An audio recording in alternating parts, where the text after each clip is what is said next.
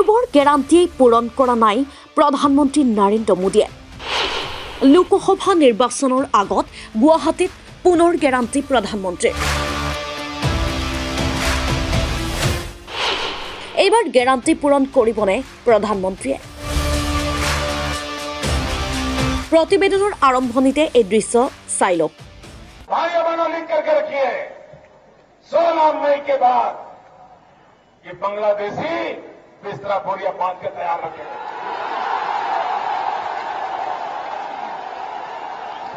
ये देश ऐसा नहीं चल सकता, ये देश ऐसा नहीं चल सकता भाइयों। और इसलिए भाइयों बहनों वोट बैंक की राजनीति लगाकर आपकी खुशी के लिए हम आपको हिंदुस्तान को तबाह नहीं करने देंगे। এই দৃশ্য 2014 চনৰ লোকসভা নিৰ্বাচনৰ সময়ত বিজেপিৰ প্ৰধানমন্ত্ৰী পদৰ প্ৰাৰ্থী নৰেন্দ্ৰ মোদীয়ে কৰিছিল এই গুৰুত্বপূৰ্ণ ঘোষণা। 16 মেৰ পাছত বাংলাদেশে তালি টোপোলা বান্ধি ভাৰত এৰি যাবগৈ। নৰেন্দ্ৰ মোদীৰ এনে ঘোষণাৰ পাছতেই বিজেপি লোকসভা নিৰ্বাচনত বিজয়েৰে শাসনলৈ আহে। কিন্তু নৰেন্দ্ৰ মোদীৰ প্ৰধানমন্ত্ৰীৰ 10 বছৰীয়া কাৰ্যকাল সমাপ্ত হবৰ হ'ল। পিছে তালি টোপোলা বান্ধিহে অবৈধ বাংলাদেশীয়ে ভাৰত এৰি নগ'ল।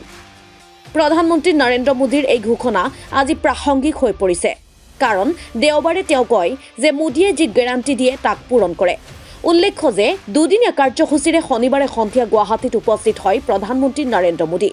দেওবাৰে খানাপাৰাৰ পশু চিকিৎসা বিজ্ঞান মহাবিদ্যালয়ৰ খেলপথাৰত কেইবাটাও প্ৰকল্পৰ উদ্বোধন আৰু শিলান্যাস কৰে প্ৰধানমন্ত্ৰী নৰেন্দ্ৰ মোদীয়ে।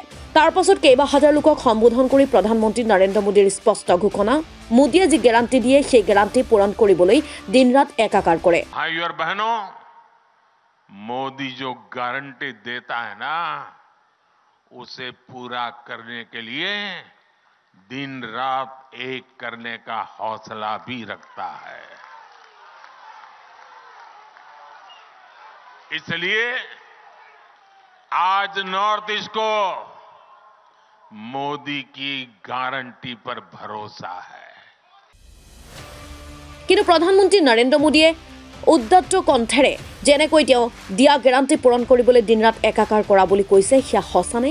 অসমৰ ক্ষেত্ৰতে যদি চোৱা হয় তেন্তে 6 জনগোষ্ঠীৰ জনজাতিকৰণ, অসম চুক্তিৰ 6 নং দফা ৰূপায়ণ আদিৰ দৰে অতি গুৰুত্বপূৰ্ণ বিষয়বোৰত ৰহস্যজনকভাৱে প্ৰধানমন্ত্ৰী মৌন। দেওবাৰে খানাপাৰাত তেওঁ এই প্ৰসংগত এটাও শব্দ নকৰিলে, উচ্চাৰণ দিব নোৱাৰিলে কোনো গেৰাণ্টি। একেদৰে প্ৰধানমন্ত্ৰী নৰেন্দ্ৰ মোদীয়ে 2 কোটি নিবনুৱাক নিযুক্তিৰ কথা ঘোষণা কৰিছিল। কিন্তু প্ৰধানমন্ত্ৰীৰ কাৰ্যকাল শেষ হবৰ হ'ল, তথাপি এই গেৰাণ্টি পূৰণ কৰিব নোৱাৰিলে প্ৰধানমন্ত্ৰী নৰেন্দ্ৰ মোদীয়ে। ইপিনে 2014 চনত বিজেপিৰ প্ৰধানমন্ত্ৰী পদৰ প্ৰাৰ্থী নৰেন্দ্ৰ মোদীৰ ঘোষণা আছিল বিদেশত থকা কলা ধন আনি বেংক একাউণ্টত 15-20 লাখকৈ ভৰাই দিব। সেই গেৰাণ্টি কি হ'ল দেশবাসীয়ে দেখিলে। जो चोर लुटेरों के पैसे विदेशी बैंकों में जमा है ना, इतने भी हम रुपये ले आए ना, तो भी हिंदुस्तान के एक गरीब आदमी को मुफ्त में 15-20 लाख रुपए यूं ही मिल जाए। পূৰ্বৰ গেৰাণ্টিয়ে পূৰণ কৰিব নোৱাৰা প্ৰধানমন্ত্ৰী নৰেন্দ্ৰ মোদীয়ে গেৰাণ্টি দিবলৈ নাপাহৰে। নিজৰ বাক চাতুৰ্যতাৰে প্ৰধানমন্ত্ৰীয়ে দি যায় এটাৰ পাছত এটা গেৰাণ্টি। দেওবাৰে খানাপাৰাতো প্ৰধানমন্ত্ৰীয়ে ক'লে, মই অসম আৰু উত্তৰ পূৰ্বাঞ্চলৰ যুৱকসকলক কওঁ, আপোনালোকৰ স্বপ্ন মোদীৰ সংকল্প। আপোনালোকৰ স্বপ্ন পূৰণ কৰাৰ বাবে মোদীয়ে কোনো অজুহাত নাৰাখে। এয়া মোদীৰ গেৰাণ্টি। नॉर्थ ईस्ट के हर युवा को बताना चाहता हूं, मेरे युवा साथियों, आपका सपना मोदी का संकल्प है।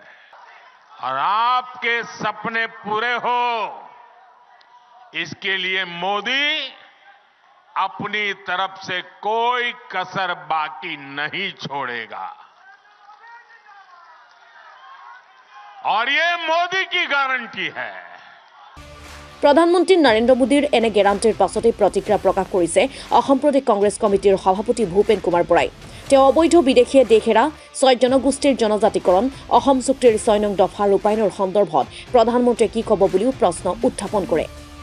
এটা কথা মই নৰেন্দ্ৰ মোদী ডাঙৰীয়াক কম যে 2014 চনত অসমৰ ৰাইজে আপোনাৰ পৰা কিছু বক্তব্য শুনাৰ পাছত বিজেপিক সমৰ্থন কৰিবৰ কাৰণে সিদ্ধান্ত লৈছিল।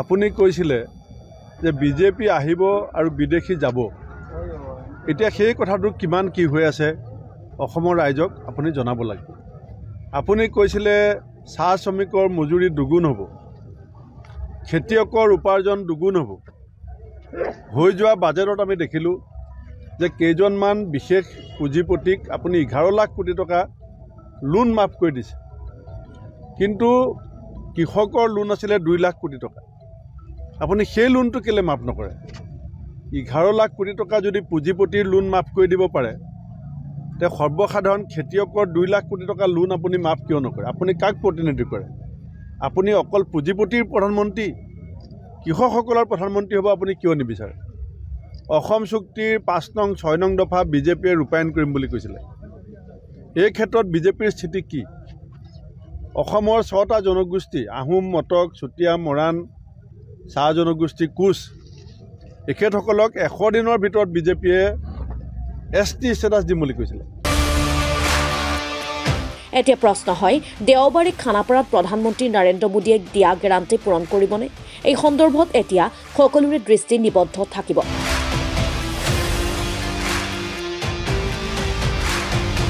News desk report the cross current UPSC APS-C SSC বা অন্যান্য কম্পিটিটিভ এক্সামৰ বাবে এতিয়াৰে পৰা আপুনিও বিনামূলীয়াকৈ লাভ কৰিব প্ৰস্তুতিমূলক ক্লাছ এলিভেটেড এক্সেলেন্স আইএছ একাডেমীৰ ক্লাছৰুমৰ পৰা প্ৰতি দেওবাৰে চাওক দি ক্ৰছ কাৰেণ্টত